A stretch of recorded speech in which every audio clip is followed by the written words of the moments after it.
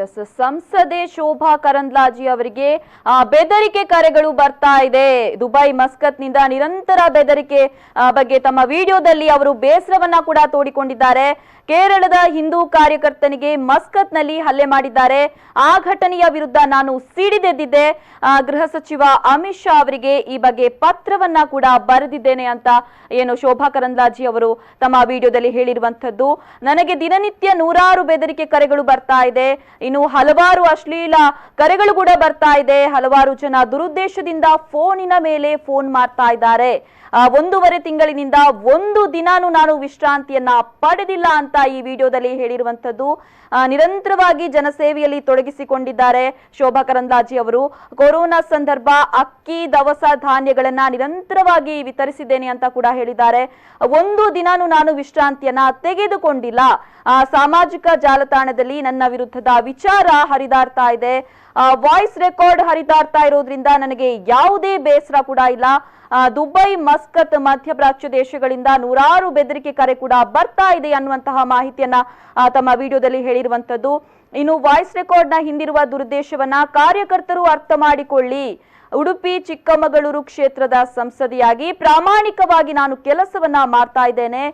Lockdown ಸಂದರ್ಭ ನಾನಂತೂ ವಿಶ್ರಾಂತಿಯನ್ನ ತೆಗೆದುಕೊಂಡಿಲ್ಲ. ಇನ್ನು ಪೊಲೀಸರಿಗೆ ಈ ಬಗ್ಗೆ ಹಲವಾರು ಬಾರಿ ದೂರನ್ನ ನೀಡಿದ್ದೇನೆ.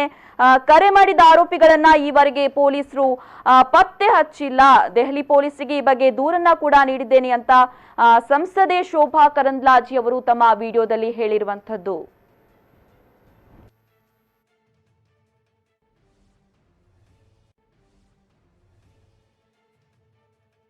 ಊಟ ಇಲ್ವೋ ಅವರಿಗೆ ಅಕ್ಕಿ ದವಸ ಧಾನ್ಯಗಳನ್ನು ಕೊಡುವಂತ ಕೆಲಸದಲ್ಲಿ ತೊಡಗಿಸಿಕೊಂಡಿದ್ದೀನಿ. ಒಂದು ದಿನನೂ ವಿಶ್ರಾಂತಿ ಪಡೆದಿಲ್ಲ. ಮೊನ್ನೆ ಮಸ್ಕತ್ತಲ್ಲಿ ಕೇರಳದ ಹಿಂದೂ ಡ್ರೈವರ್ ಒಬ್ಬನಿಗೆ, ನಮ್ಮ ಕಾರ್ಯಕರ್ತನಿಗೆ ಕಪಾಲ ಮೋಕ್ಷ ಮಾಡಿದ್ರು ಜಿಹಾದಿಗಳು. ಅದರ ವಿರುದ್ಧ ಸಿಡಿದೇಳುವಂತ ಕೆಲಸವನ್ನು ಮಾಡಿದೆ. ಅಮಿತ್ ಶಾ ಅವರಿಗೆ ಪತ್ರವನ್ನು ಬರೆದ ಮೇಲೆ ಸುಮಾರು ನೂರಾರು ನನಗೆ ಬೆದರಿಕೆಯ ಕರೆಗಳು ಮತ್ತು ಅಶ್ಲೀಲ ಕರೆಗಳು ಬಂದವು. ನಿನ್ನೆ ಬೆಳಿಗ್ಗೆ ಒಬ್ಬ ನನಗೆ ಫೋನ್ ಮಾಡಿದ್ದ. ಒಬ್ರು ಅಲ್ಲ, ಹಲವಾರು ಜನ ನಿರಂತರವಾಗಿ ಫೋನ್ ಮಾಡಿ ಅನವಶ್ಯಕವಾಗಿ ಮಾತಾಡ್ತಾ ಇದ್ರು. ನಿನ್ನೆ ಫೋನ್ ಮಾಡಿದಾಗ ದುರುದ್ದೇಶದಿಂದ ಫೋನ್ ಮಾಡಿದ್ದಾರೆ ಅನ್ನುವಂಥದ್ದು ಸಾಬೀತಾಗ್ತಾ ಇದೆ. ಈ ಫೋನಿನ ಹಿಂದೆ ಮತ್ತು ಮುಂದೆ ಯಾರಿಗೂ ಗೊತ್ತಿಲ್ಲ. ನೂರಾರು ಕರೆಗಳು ಬಂದು ಬೆಳಗಿನ ಜಾವ 7 ಗಂಟೆಗೆ ಬಂದ ಮೇಲೆ ಅವನು ಮಾಡಿದಂಥ ಕರೆಗೆ ನಂಗೆ ಗೊತ್ತಿಲ್ಲಪ್ಪ ಅಂತ ಹೇಳಿದೆ. ನಾನು ಕಳೆದ 1.5 ತಿಂಗಳಿಂದ ಒಂದು ದಿನ ವಿಶ್ರಾಂತಿ ಇಲ್ಲದೆ ನಾನು ಕೆಲಸ ಮಾಡಿದ್ರು ಕೂಡ ಅನವಶ್ಯಕವಾದಂಥ ವಿಚಾರಗಳು ನಿನ್ನೆ ಸೋಷಿಯಲ್ ಮೀಡಿಯಾದಲ್ಲಿ ಹರಿದಾಡಿದ್ವು. ನನಗೇನು ಬೇಸರ ಇಲ್ಲ.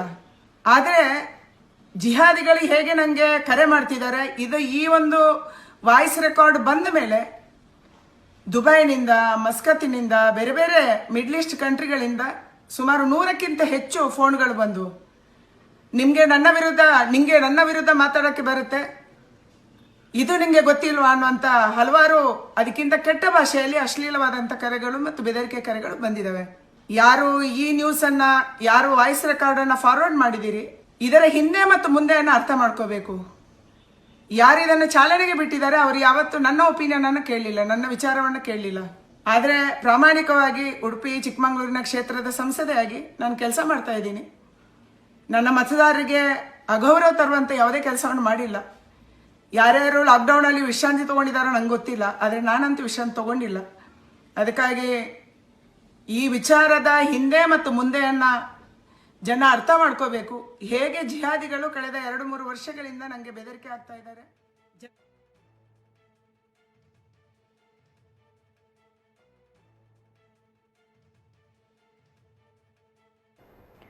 ಎಸ್, ಈ ಬಗ್ಗೆ ಹೆಚ್ಚಿನ ಮಾಹಿತಿಯನ್ನ ನೀಡ್ತಾರೆ ಪತ್ರಕರ್ತರಾದಂತಹ ಸಂತೋಷ್ ಸರಳೆಬೆಟ್ಟು ಅವರು.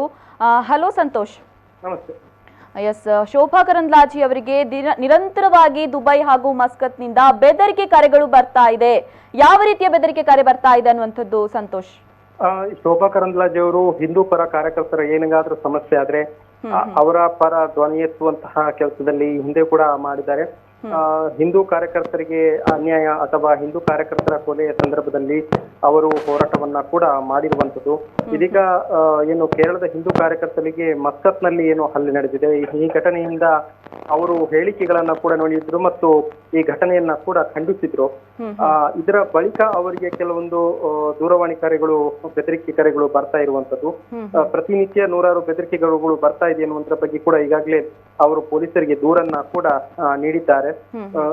ದುಬೈ ಹಾಗೂ ಇನ್ನಿತರ ಕಡೆಗಳಲ್ಲಿ ಅವರಿಗೆ ಈ ರೀತಿಯಾದಂತಹ ದೂರುಗಳು ಬರ್ತಾ ಇರುವಂತದ್ದು.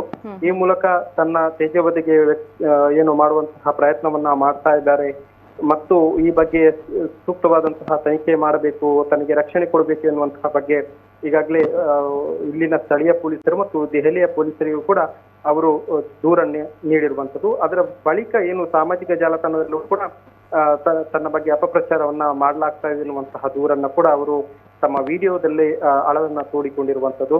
ಸಾಮಾಜಿಕ ಜಾಲತಾಣದಲ್ಲಿ ತಾನು ಯಾವುದೇ ರೀತಿಯಲ್ಲಿ ಕೆಲಸ ಮಾಡ್ತಾ ಇಲ್ಲ, ಕೊರೋನಾ ಸಂದರ್ಭದಲ್ಲಿ ಅವರು ಏನು ತಮ್ಮ ಸ್ವಂತ ಏನು ಅವರು ಪ್ರತಿನಿಧಿಸುವಂತಹ ಕ್ಷೇತ್ರಕ್ಕೆ ಹೋಗ್ತಾ ಇಲ್ಲ ಎನ್ನುವಂತಹ ಏನು ಅಪಪ್ರಚಾರವನ್ನ ಮಾಡ್ತಾ ಇದ್ದಾರೆ ಕೂಡ ತಮ್ಮ ಅಳಲನ್ನ ತೋಡಿಕೊಂಡಿದ್ದಾರೆ. ಆದ್ರೆ ಈ ಬಗ್ಗೆ ಸ್ಪಷ್ಟೀಕರಣವನ್ನ ನೀಡಿರುವಂತಹ ಅವರು ಕೊರೋನಾ ಸಂದರ್ಭದಲ್ಲಿ ತಾನು ಎಲ್ಲಾ ರೀತಿಯಲ್ಲಿ ಅಂದ್ರೆ ಬೆಂಗಳೂರು ಸೇರಿದಂತೆ ಎಲ್ಲಾ ಕಡೆ ತಾನು ಏನು ಜನರ ಸ್ಪಂದಿಸುವಂತಹ ಕೆಲಸವನ್ನ ಮಾಡಿದ್ದೇನೆ.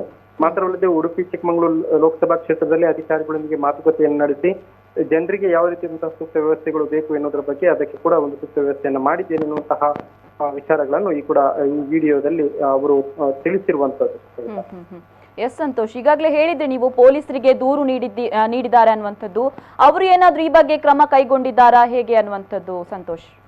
ಈ ಹಿಂದೆ ಕೂಡ ಅವರು ಪೊಲೀಸರಿಗೆ ದೂರನ್ನ ನೀಡಿದ್ರು, ಆದ್ರೆ ಯಾವುದೇ ರೀತಿಯಂತಹ ಸೂಕ್ತ ಏನು ಕ್ರಮವನ್ನ ಕೈಗೊಂಡಿಲ್ಲ. ಈಗ ಮತ್ತೆ ಅವರು ಪೊಲೀಸರಿಗೆ ದೂರನ್ನ ನೀಡಿದ್ದಾರೆ. ದೆಹಲಿ ಪೊಲೀಸರಿಗೂ ಕೂಡ ಅವರು ದೂರನ್ನ ನೀಡಿರುವಂತದ್ದು. ಆರೋಪಿಗಳ ಈವರೆಗೆ ಪೊಲೀಸರನ್ನು ಪತ್ತೆ ಹಚ್ಚಿಲ್ಲ ಎನ್ನುವಂತಹ ನೋವು ಕೂಡ ಈ ಶೋಭಾಕರಂದ್ಲಾಜೆ ಅವರಿಗಿದೆ. ಆದಷ್ಟು ಬೇಗ ಏನು ಕರೆ ಮಾಡಿದ ಆರೋಪಿಗಳನ್ನ ಪತ್ತೆ ಹಚ್ಚಬೇಕು ಮತ್ತು ಅವರ ಮೇಲೆ ಕಾನೂನು ಕ್ರಮವನ್ನ ಕೈಗೊಳ್ಳಬೇಕು ಎನ್ನುವಂತಹ ಆಗ್ರಹ ಕೂಡ ಏನು ಶೋಭಾಕರಂದ್ಲಾಜೆ ಅವರು ಮಾಡಿರುವಂತದ್ದು. ಎಸ್ ಸಂತೋಷ, ತಮ್ಮೆಲ್ಲ ಮಾಹಿತಿಗಾಗಿ ಧನ್ಯವಾದ.